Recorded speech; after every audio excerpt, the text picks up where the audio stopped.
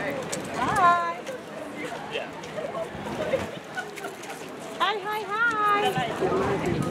Okay, so as I look around today on the 6th day of hunger strike, I see the faces of fellow students, janitors, members of our community, community organization, faculty and friends, and I'm overcome with solidarity and happiness at seeing all of these wonderful faces, united telling Tufts to listen to the voices of the community. Hello, I'm John Spritzel, a member of People for Democratic Revolution, PDR Boston. I'd like to just say a few words about the terrific solidarity that was developed at Tufts University and that we saw when we went there on May 8th and interviewed some of the students who were on strike, a hunger strike, and some of the janitors who are facing imminent draconian layoffs, which the hunger strike is helping them to fight against. And also we interviewed some workers from other trades who came to the campus to express their solidarity with the janitors and the students on hunger strike as well. My name is Mark O'Toole. I'm with the Insulators Local 6 out of Boston, Mass. We're here in support of the janitors, fighting for a contract, fair wages, benefits, good standard of living. They're not asking for too much, and we want the President to know that we will support them from here on out, right through. We, in PDR Boston, we have a button that says, "Let's remove the rich from power." That's great. That's great. I love it. Have real, not fake democracy. Could I have one of those? Yeah, and with no rich and no poor. Hey, you know, the divide is so vast right now. We don't know if we'll ever get it closer again, but we're going to start to work at it. My name is Relaira Colon. I'm working for DTC in Tufts University for 18 years. Excuse me, is DCT, what is DCT? DTC, this is the company working in Tufts University. This is contractor. I'm working here for 18 years, and I'm here today because the Tufts, he wanted a car, 35 people put it outside, lost the job. And I try to respect for the community.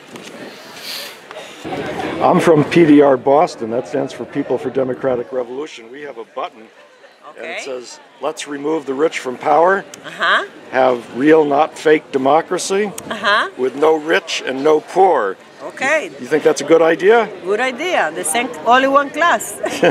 And there was a big rally, which I hope you will actually look at the rally in its for about an hour of it at least on our video at the PDR Boston YouTube channel called Hunger Strike Tufts U Part 2, in which you can see the first hour of the rally, at which not only did the janitors speak about the injustice of Tufts University, run by very highly paid administrators, people getting salaries like $800,000 a year, who are laying off janitors who've worked there for many years, or at least who are intending to lay them off.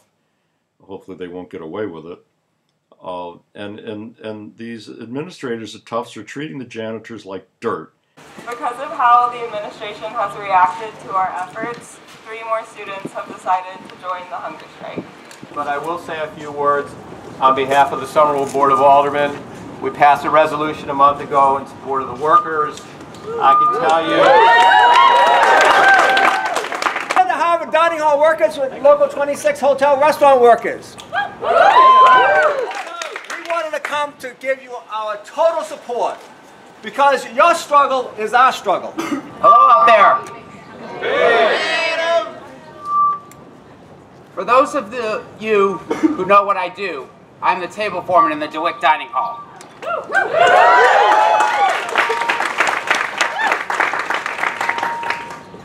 A brief description of my job is to clean up messes on tables.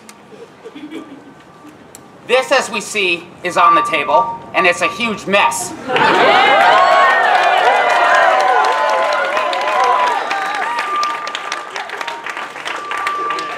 So it's only fair that I help do my job to help clean it up. And also in the English department, I've been here a very long time. when I came here, I used to know the people who helped clean and maintain my office and my classrooms. I knew their names. I often knew something about their families and their lives. I got to talk to them. I saw them. It's been a very long time since I see anybody who does any of that anymore. You know? Clearly, there's a better way to do things. And the faculty, the janitors were very supportive when we part-time faculty were unionizing. We appreciated that tremendously, and we are very much behind them now.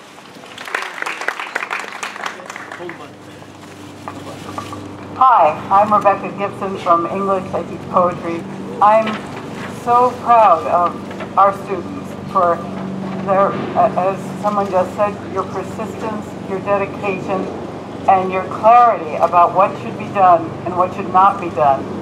I'm here also for Sarah, who cleans the English department at night, who's many months pregnant and tiny, and working very hard and very grateful to be here. That's really all I have to say, except that I'm very moved by you and by all the other organizations that have come here in support of what should be done. Thank you. And that's what so many people, one after another, were saying. That they were saying explicitly that it's morally wrong what these administrators are doing. It's not just an economic issue, it's a moral issue. Hello. Gary Goldstein in the Physics and Astronomy Department. We should not tolerate cutting the expenses by taking the most vulnerable part of the university, the custodians, who are an essential part of our operation here. We need them. We know them. They're our friends. They're our neighbors. They should not be treated as disposable. They are not disposable. What has happened here now, looking at the students who are on the hunger strike, it has become very clear that what we're talking about here is not economics, finances, saving money, getting more gourmet sandwiches in the sandwich bar. No, this is about human life, and this is a moral issue. And it was very clear, and I spoke briefly at the rally, and I said that the people at this rally are the ones in the community with the positive values, the values of equality in the sense of no rich and no poor, not equal opportunity to get rich in an unequal society. The value of concern for other people, call it mutual aid or solidarity. The value of democracy, that ordinary people having the real say in making decisions. The people at the rally, and there were, like, I didn't count, but you know, a good 100 or so, if not more. These were the people, and by the way, I should point out that it included faculty members, a number of whom spoke very eloquently about the immorality of what the administration was doing to the janitors, some of whom they knew personally and felt very concerned for, even on a personal level. The point I want to make is this. What an egalitarian revolution means is that the people with the positive values assembled like they were assembled in this rally, they would be the people who make the decisions that actually get implemented, and no one else. And the reason that they would be able to make the decisions that actually get implemented is because an egalitarian revolution is when the forces in support of egalitarianism have prevailed over the forces opposed to it. In other words, an egalitarian revolutionary movement has succeeded in making a revolution when it has persuaded a critical mass of the soldiers to refuse orders when they come, as inevitably they will, to attack the egalitarian revolutionary movement, and even to use their weapons to help other people in defending against those who would attack the egalitarian revolutionary movement. So when there is a successful egalitarian revolutionary movement, it will be the case that there will be no violent forces able to prevent the egalitarians, in other words, the vast majority of people, the kind of people who are at the rally at Tufts. There will be no one with sufficient military force to prevent their decisions from being implemented. So the people at the rally would be able to decide, no, the janitors are not going to be deprived of their livelihood, and anybody who tried to deprive them of their livelihood would be forcibly prevented from doing so. Of course, that's not the case now. Now, the administrators can deprive the janitors of their livelihood, and the forces of violence will obey the administrators. But there will come a time when the movement that is based on these positive values that were being expressed at the Tufts rally will consist of hundreds of millions of people who know, as they do not know now, that they are the majority, who will have the confidence that they do not have now to act with such determination that they really will be able to persuade that critical mass of American soldiers to refuse orders from the likes of the president of Tufts University and the ruling class in general. They will refuse orders to attack and suppress the egalitarians. They will even, at least a sufficient number, will use their weapons to help the egalitarians defend themselves against any who would attack them. And when that happens, the rich have lost power, and local assemblies of the egalitarians who live and work in a community will be the ones who call the shots, as they ought to. And the positive morality that they have will shape society instead of the disgusting morality, as so many people pointed out at the rally, the disgusting morality of the administrators of Tufts and the rulers of the country like them will no longer shape our society. So there is a very real revolutionary significance to the Tufts rally, which is it lets us get a peek at what the future of egalitarian revolution might look like. Of course, the part of it that would be different is that, as I've been saying, the forces of violence in support of the people at that rally would have prevailed over the forces of violence that are opposed to the people at that rally, and so their decisions will be actually implemented. This is something we should look forward to. Another aspect of the rally is the idea of a local assembly being the only place where policies and laws are written or created that people in the local community would have to obey.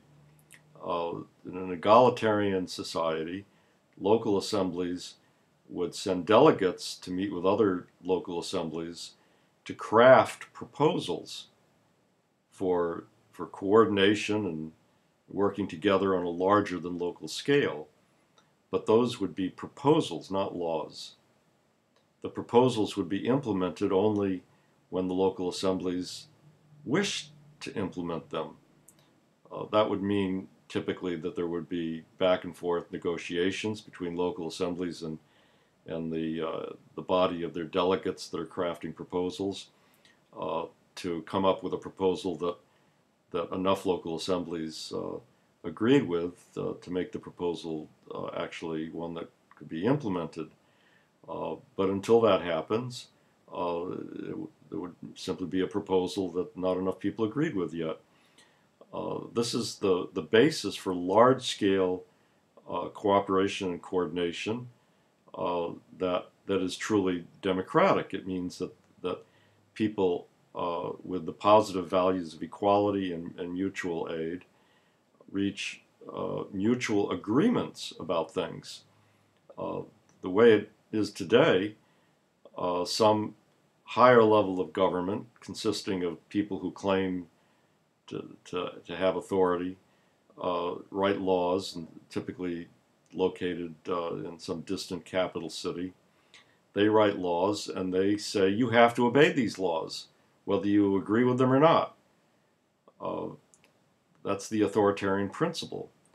And it doesn't matter if the people who are writing laws and saying you have to obey them won an election or not, because we know that so-called representatives, even if they win representatives by winning an election, are quite often, and we see it all the time in current society, not acting as representatives of the people who elected them, but acting on behalf of powerful forces behind the scenes, which lobbyists typically, the very wealthy in this country today, and they